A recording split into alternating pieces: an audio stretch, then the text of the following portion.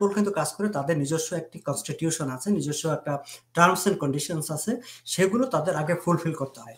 এবং সেগুলো যদি ফুলফিল না করে তাহলে তারা নট নেসেসারিলি যে তারা রেড অ্যালার্ট ইস্যু করবে বা তারা এটা নিয়ে কোনো মুভ অন করবে, সেটা তারা করবে না। আমি শেখ হাসিনার বিষয়টি যদি আলোচনায় রাখি, সেই ক্ষেত্রে হচ্ছে ইন্টারপোল করা না করা তাদের to do, not to do যে লিস্টগুলো আছে তার মধ্যে উল্লেখ করার মতো আমি একটা জায়গায় আপনার দৃষ্টি আকর্ষণ করতে চাই।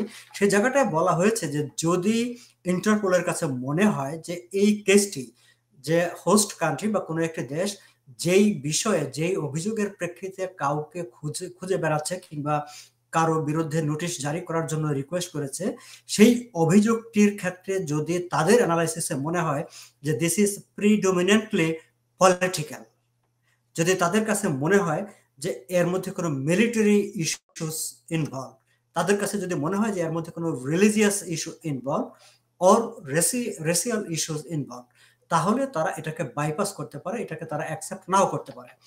শেখ হাসিনার ক্ষেত্রে এটি খুব সহজেই যে তার মধ্যে একটি পলিটিক্যাল কম্পোনেন্ট আছে, কারণ এখানে একটি আন্দোলন হয়েছে, আন্দোলনে তিনি ক্ষমতাচ্যুত হয়েছেন, তাকে দেশ থেকে বাধ্য করা হয়েছে কিংবা তিনি দেশ থেকে বাধ্য হয়েছেন, আমরা যেভাবে দেখি না কেন। সো এখানে একটা প্রিডমিনেন্টলি একটা পলিটিক্যাল কম্পোনেন্ট এখানে আছে, ফলে সেই বিষয়টি তাদের কনসিডারেশনে আসবে ফার্স্ট, যে তারা রেড অ্যালার্ট ইস্যু করবে অথবা করবে না। এখন রেড অ্যালার্ট ধরেন তারা মনে করলো যে হ্যাঁ অভিযোগ সবকিছু ঠিকঠাক আছে, তা আমরা রেড অ্যালার্টটা ইস্যু করব।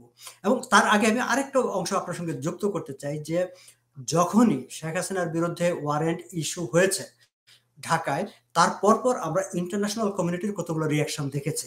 আপনার নিশ্চয়ই মনে আছে যে ঢাকায় জাতিসংঘের মানবাধিকার বিষয়ক হাই কমিশনার যখন সফর করেন, তিনি যখন আইন উপদেষ্টার সঙ্গে বৈঠক করেন, তিনি খুব স্ট্রংলি সেখানে জানতে চেয়েছেন যে তোমাদের এই যে আইন, যে আইনে শেখ হাসিনা এবং আওয়ামী লীগ মানে এই যে ট্রাইব্যুনালের যে তোমরা আইনের যে সংশোধন করেছো, we want to C the copy of your draft, যে তোমরা আসলে কি করেছো, that we want to evaluate, that we want to review, যে এটি ইন্টারন্যাশনাল স্ট্যান্ডার্ড মেনটেন করে কিনা।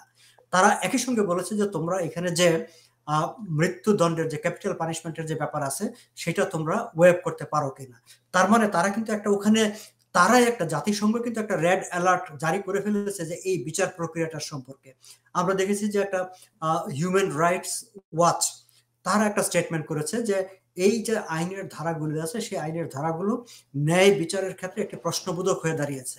ফলে ইতিমধ্যে একটা ইন্টারন্যাশনাল কমিউনিটির একটা কনসার্ন আমরা মার্কেট বাইরে দেখতে পেয়েছি এবং একটা পলিটিক্যাল কম্পোনেন্ট, স্ট্রং কম্পোনেন্ট এখানে ইন্টারন্যাশনাল কমিউনিটি দাঁড় করিয়ে দিয়েছে। ফলে এটি আমার কাছে মনে হয়েছে যে ইন্টারপোলকে তাদের সিদ্ধান্ত নেওয়ার ক্ষেত্রে প্রভাবিত করবে।